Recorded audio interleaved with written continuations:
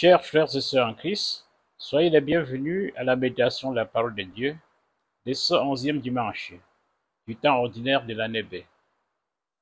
L'apôtre Paul a coutume dans ses lettres de décrire la foi comme la résultante d'un combat entre l'homme extérieur et l'homme intérieur, entre les tendances égoïstes de la chair et l'esprit. Il emprunte cela de la philosophie grecque et surtout du platonisme. Platon qui, dans son anthropologie, décrit un combat qui se passe en homme où l'âme cherche à s'affranchir du corps. Et pour ce qui est de Saint Paul, effectivement, il y a en nous chrétiens ce combat pour nous débarrasser de ce qui peut être comme contraire au royaume des dieux, pour la croissance dans le royaume des dieux. Et à travers ce combat, nous grandissons. Nous grandissons comme des arbres, ce qui fait appel à la première lecture du livre d'Ézéchiel, où il parle du cèdre planté sur une montagne qui grandit. Alors la puissance de Dieu qui opère à travers l'arbre, également opère en nous dans notre combat pour la foi. Dans l'Évangile, le Christ propose deux petites paraboles pour nous enseigner ce qu'est le royaume des cieux, à quoi on peut comparer. La parabole voudrait dire une comparaison. Alors, les deux petites paraboles parlent du monde paysan. La plante. Alors, nous comprenons qu'il avait affaire à un auditoire des paysans, des cultivateurs. La première parabole, il nous invite à contempler la croissance d'une plante. Quand le paysan ou le cultivateur a mis le grain pousse, grandit, produit et est prêt à la récolte. Alors, tout son travail, c'est de planter. Et qui s'occupe de la croissance, de la maturation, c'est Dieu lui-même. Ainsi en est-il du croyant. Alors, quand nous plantons la parole de Dieu, nous plantons dans les actes, nous plantons aussi dans la relation avec les autres, alors Dieu lui-même fait croître tout cela. Donc, l'essentiel pour nous est de planter.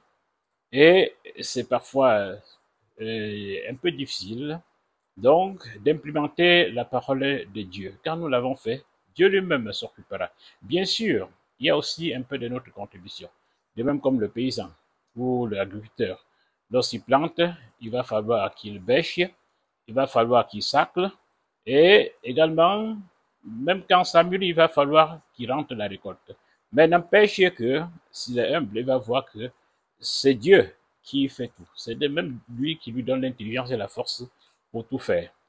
Et la deuxième parabole, c'est sur la graine de moutarde.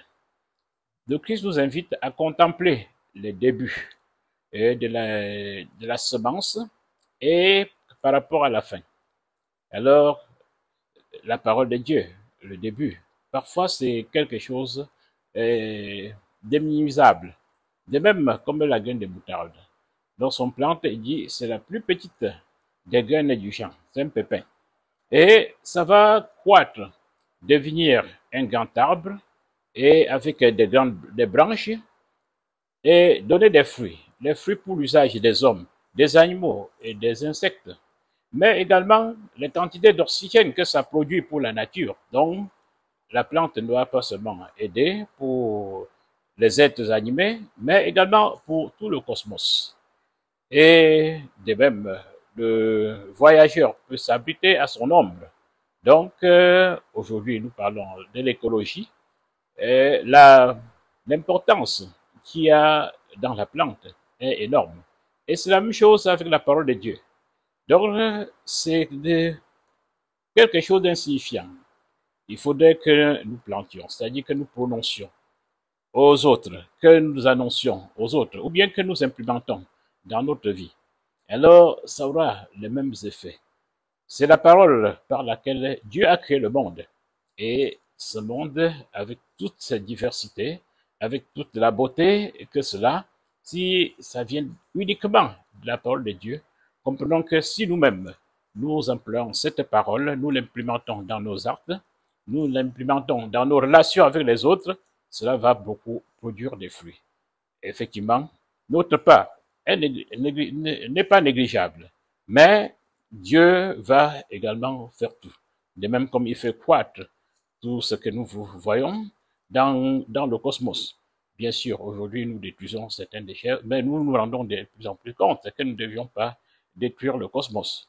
Mais plus encore, si nous retrouvons, savons que nous pouvons utiliser la parole de Dieu pour encore enrichir davantage nos relations, pour implémenter dans nos actes, effectivement, nous faisons advenir le royaume des cieux sur terre.